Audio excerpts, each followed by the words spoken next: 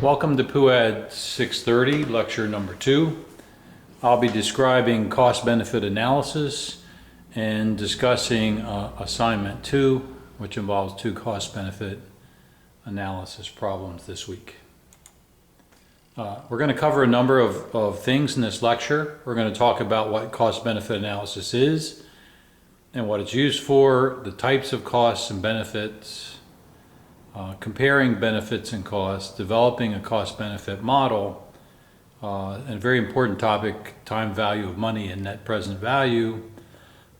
We'll discuss break-even analysis, sensitivity analysis, and reporting cost-benefit analysis results and implications. What is a cost-benefit analysis? Most of us are sort of familiar with it. It's sort of an intuitive concept. We're going to take the costs of an activity and the benefits of an activity and compare them and see if the activity makes sense for us to proceed with. And so that's what this slide says. Cost-benefit analysis is either an implicit, you do it intuitively in your head, or an explicit assessment of benefits and costs, the pros and cons, the advantages and disadvantages associated with a particular choice. If I try to decide if I want to go on a vacation, perhaps take a Viking cruise to Europe, I think about all the great sights I'll see in Europe, all the benefits. I look at the cost at about $7,000 to get to Europe and to do the cruise. And then I decide if I have $7,000 to spare and if the benefits of the Viking cruise are something that are worth $7,000 to me. And if I am so inclined, I'll proceed either to take the cruise or not take the cruise. For private decisions such as taking a class or eating at a restaurant, we might not be aware that we considered the costs and benefits, but just about everything we do that involves a decision really involves some form of trade-off analysis. Recognize that, as we see here in the middle of the slide, that an action is more likely to be engaged in if the benefits exceed the costs. Cost-benefit analysis is also commonly used in the public sector. You might think of this as a business type tool, but it's not really. We do lots of things in the public sector that have benefits and have costs, and in terms of making the decisions and weighing the costs and benefits, it's a very common thing to do in the public sector. We look at proposals for new policies. If we were putting in a no smoking policy, what's the cost of the no smoking policy? What are the benefits of this no smoking policy? And should we implement it? We do the same thing for implementing new programs, for undertaking projects like dams, bridges, traffic circles, riverfront parks, libraries, drunk driving laws, new technology projects, whatever it might be. We could also use cost-benefit analysis to rank multiple alternatives to be able to say alternative 1's cost benefits are much better than alternative 2's. And we will talk about alternatives analysis in a coming lecture, but recognize that cost-benefit analysis enables us to compare alternative decisions. Please ignore the background noise. They're building some new houses very near me, and you can probably hear some of the noises in the background. So what are the types of cost-benefit analysis? There are really 2 that we want to focus on. One is the financial cost-benefit analysis, which really looks at situations where we have dollars flowing in and dollars flowing out, and we want to compare dollars in terms of costs and dollars in terms of benefits, and that's our financial cost-benefit analysis. And for this semester, given the amount of time we have to focus on cost-benefit analysis, that's the type of analysis we will do. There's another type of analysis called a full cost-benefit analysis, and in a full cost-benefit analysis, we take into account intangible benefits like public's perception that they're safer. How do you turn that into dollars? We prevent deaths. What's the value of a human life, and so forth. So a full cost-benefit analysis is more complex, and we need some sort of methodologies when we do full cost-benefit analysis to translate the benefits, these intangible, more difficult to quantify things, into actual dollars, so we can do comparisons. Excuse me. How do we do a cost-benefit analysis? Well, it's pretty straightforward.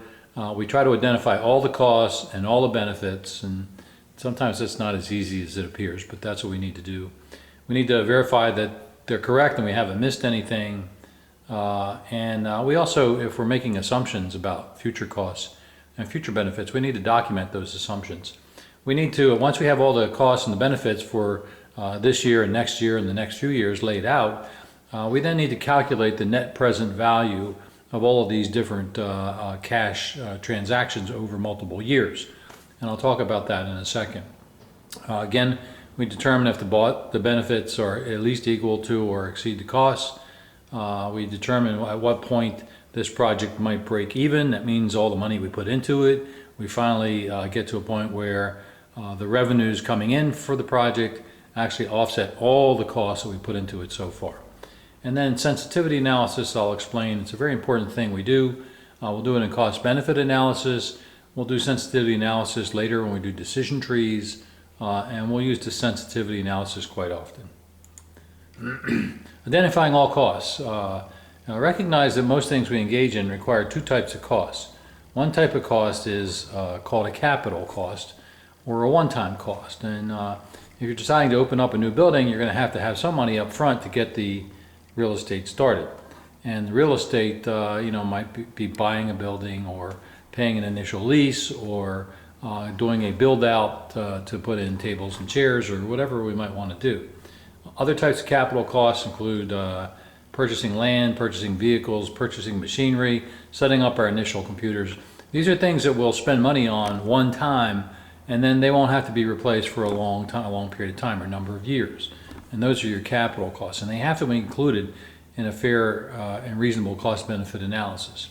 Operating costs are the typical things that we spend money on every week, every 2 weeks, every month. The salaries of the employees, the rents, the utilities, and all the types of bills that we have to pay on a flow basis. Just recognize that you have to include all the costs in a cost-benefit analysis model. And also recognize that a cost-benefit analysis model has to be built out for multiple years. So we can formulate a multiple year cost-benefit analysis model.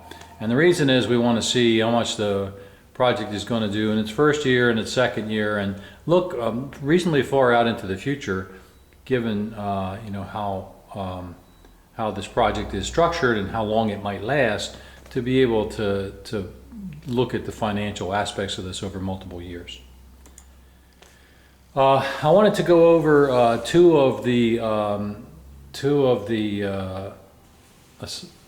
tasks that you're going to have to do when you get to assignment 2, because you are going to have to build a cost-benefit analysis for two different activities.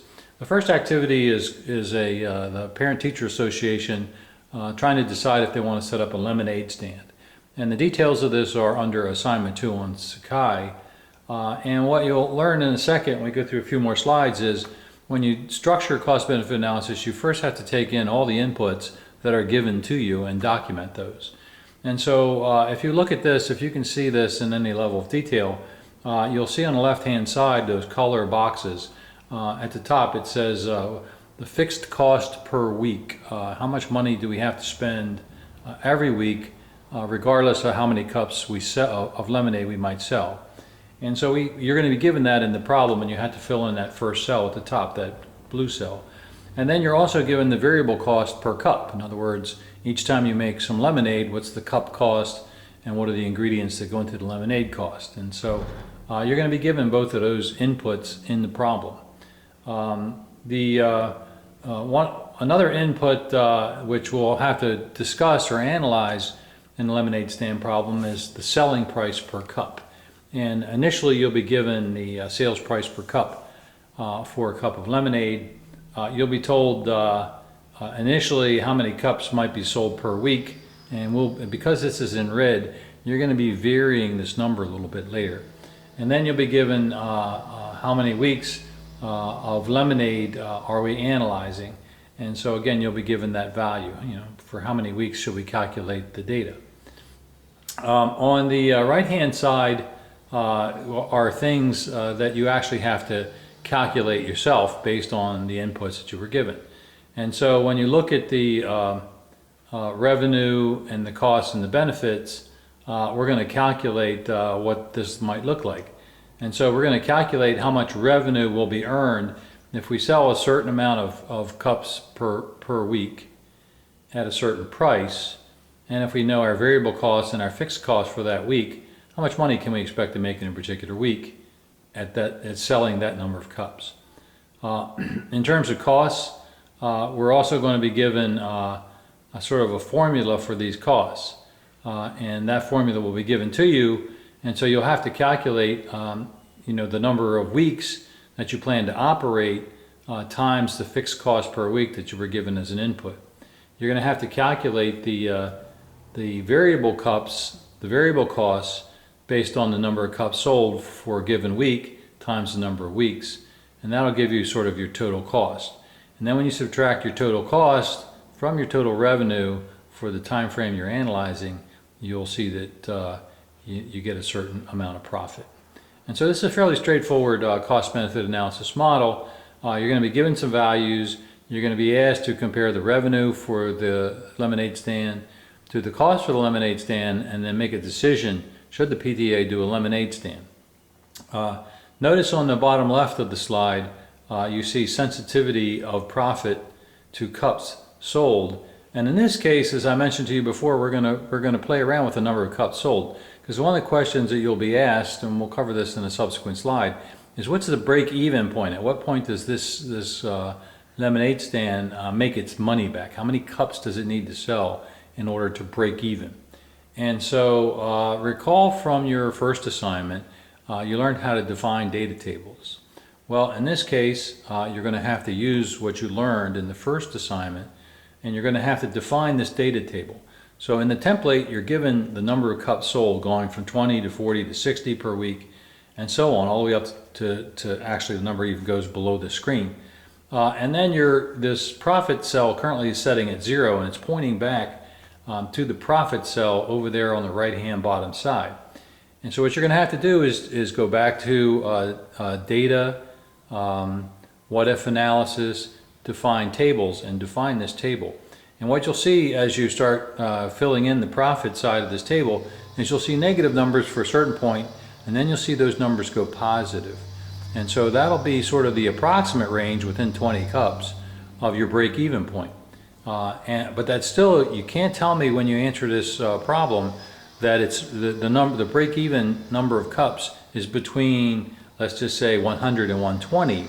You have to tell me that it's 111.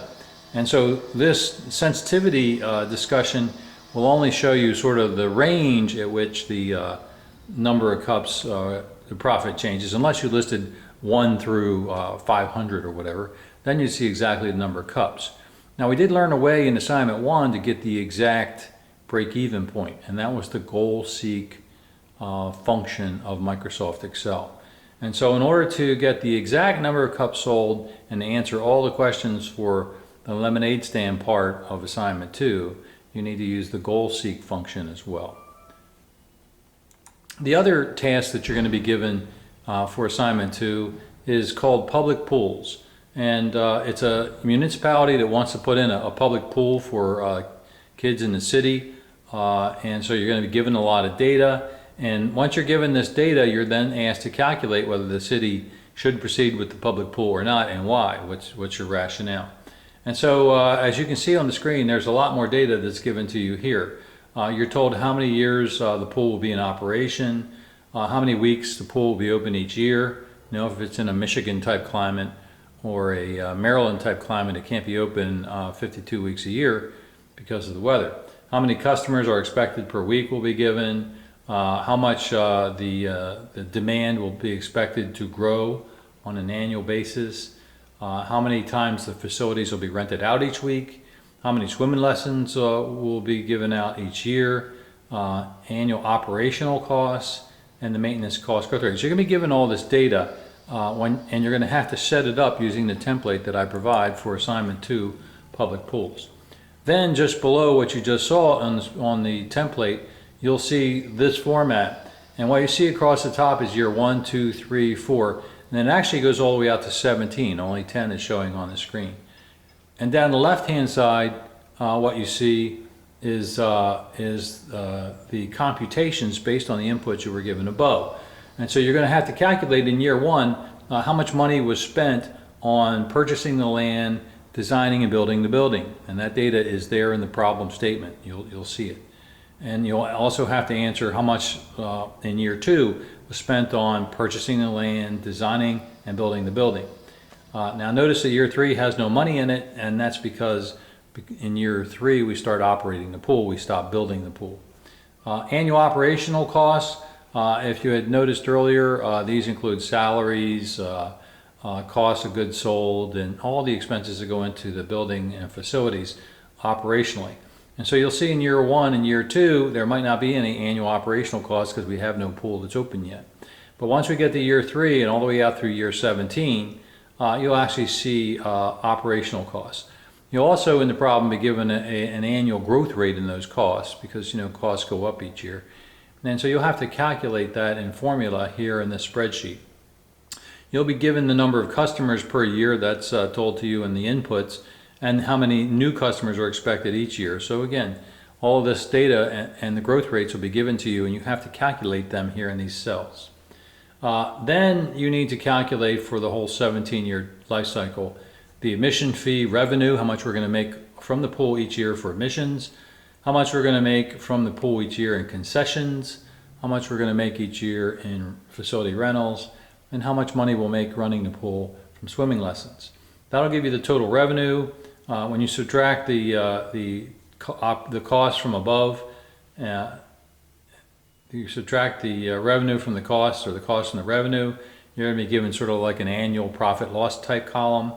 And so that'll go across the rest of the spreadsheet. The other thing you're going to have to calculate here is you're going to have to calculate net present value. And we'll talk about how to calculate that in a second. And we're going to use Microsoft Excel's formula to calculate net present value. There's two other things that you have to do in this task that are not shown. They're actually down in the spreadsheet template below here. And that, again, requires that you use the define table function that you learned in assignments 1 and 2. Sorry, assignments 1, part 1 and part 2. That's my discussion of assignment 2. Let's continue discussing cost-benefit analysis.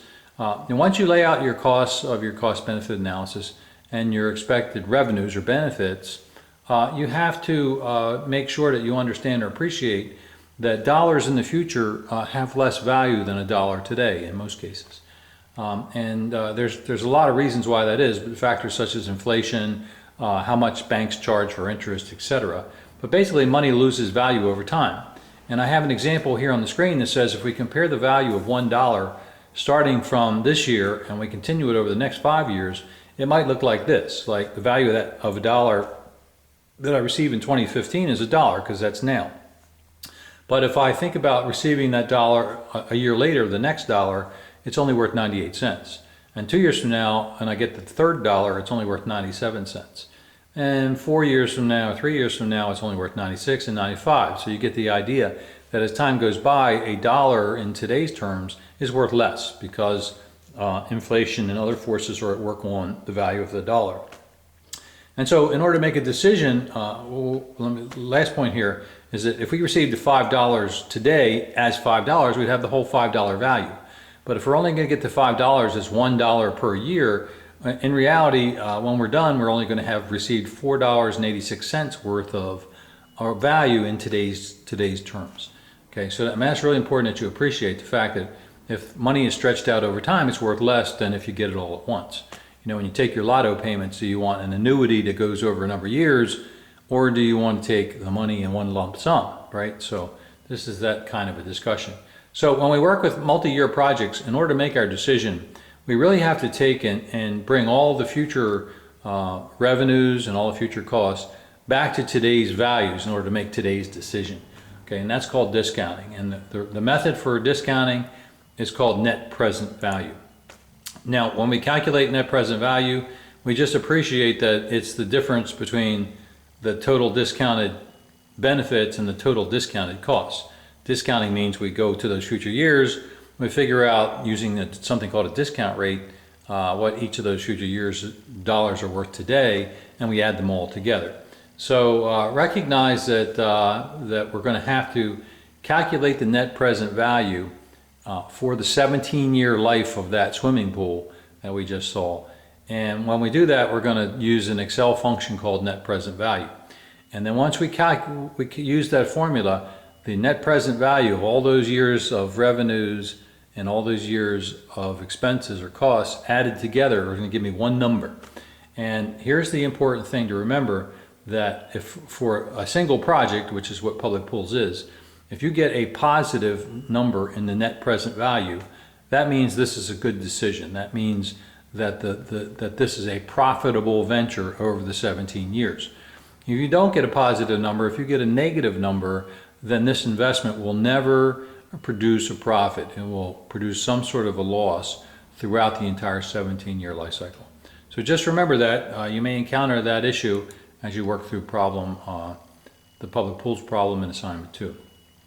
It's not hard to use the net present value function. You really need to know what the discount rate to use, and in the problem that you're assigned, I tell you what discount rate to use. You know, in 2015 terms, with the Fed setting interest rates at a very low number, we can expect to use a number, say, at 3% or 4%. Rarely does it get higher than 5%, even in the best of times. And so I'll tell you what value to use for this problem. And what you do in the cell where you have to calculate net present value is you type exactly the formula you see here. Equal net present value, left paren, and then you point to the discount rate, wherever you stored that discount rate in your model.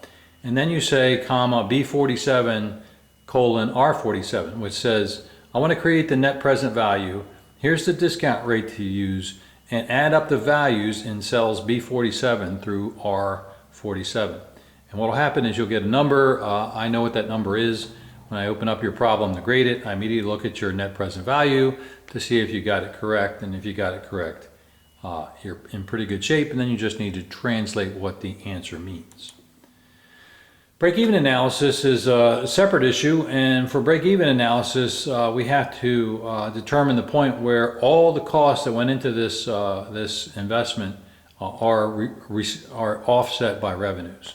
And so I very often get students making mistakes on the public pools problem, because at the year where revenue goes from being negative to being positive, when you look across that 17-year table, students say, well, that's the break-even point. It's 7.6 years. Well, unfortunately, what the students didn't take into account was the huge amount of money that it costs to buy the land and to build the building. And so you can't just assume when revenue goes positive that you've reached break-even. That's not an appropriate break-even point. So you actually have to calculate and model the break-even point. And how do we do that? Well, we learned in assignment 1, part 1, how to use goal-seek. And goal-seek is the answer. Use goal-seek to determine the break-even point for the public pools. Same thing, use goal-seek for lemonade stand as well. Sensitivity analysis, once you've got the model all set up and everything looks good and you think you've got the cost correct, benefits are correct, you've calculated your net present value, and you really think everything is in good shape, and you can now say it's a good idea to do a lemonade stand, or it's not a good idea, or it's a good idea to do a pool, or it's not a good idea to do a pool. Then you come back and do what we call sensitivity analysis. And we do sensitivity analysis to see how changes in our assumptions that we had to make. Like we had to assume we'd have this many customers 5 years from now. Well, what if we were wrong? What if we have a lot less customers 5 years from now? Would that change our decision? Would that come back and change the net present value? Would it change the break even? And so, yes, in fact, what we do when we do sensitivity analysis is we had to go through the spreadsheet. We save our original spreadsheet, we create a new tab. Then we go through the new tab and we start changing things. So we change the estimated customers, number of customers. And we say, well, how many customers would we have to be wrong by in order for this decision to be a different decision?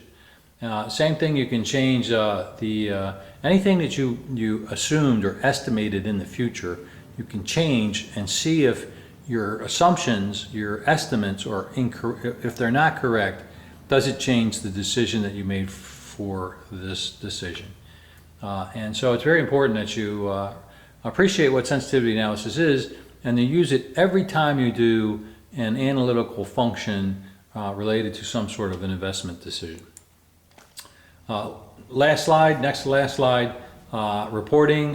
You have to, when you document what you did in these problems, you have to describe the model that you developed. You have to explain any assumptions that were made about costs and benefits. You have to be sure that the discount rate that was used is clear. You have to discuss the model results by analyzing the net present value. If the net present value is positive, that indicates this is a good decision. If the net present value is negative, it indicates not so good of a decision. Now, it's okay from my perspective if you want to think more broadly, and even if you get a negative net present value, perhaps it's still a good decision. Sometimes making a profit isn't the only reason to do something, so keep that in mind as you conduct your analysis. Discuss what variables you changed in your sensitivity analysis and how far you were able to change them before the decision became a different decision. And then you make recommendations about the decision. And that's what you do for cost-benefit analysis. If you're able to do those things, you're going to be in great shape as an analyst working for an agency and conducting a formal cost-benefit analysis. Things we discussed in this lecture: what is cost-benefit analysis and what's it used for? What are the types of costs and benefits, cost-benefit analysis? Remember, there's a full cost-benefit analysis that includes intangible benefits, which are challenging to quantify, but most things can be quantified. We looked at comparing benefits and costs to each other and developing the cost-benefit model to do that. We discussed how to discount cash flows, how to use net present value to make all the dollars be today's values. We discussed break-even analysis, and you're going to remember goal-seek. We also can determine break-even point by using defined tables. We discussed sensitivity analysis, varying the values of our assumptions to see what happens to the decision. And we discussed briefly how to report cost-benefit results and implications. That's the end of Lecture 2. In Lecture 3, we'll discuss decision-making under uncertainty, which has some similar traits to our lecture today, but we'll also get into decision trees as well. Hope you enjoyed the lecture. Have a great day, and please be sure to read the detailed write-up of Lecture 2, and good luck in working on assignment number 2, cost-benefit analysis problems.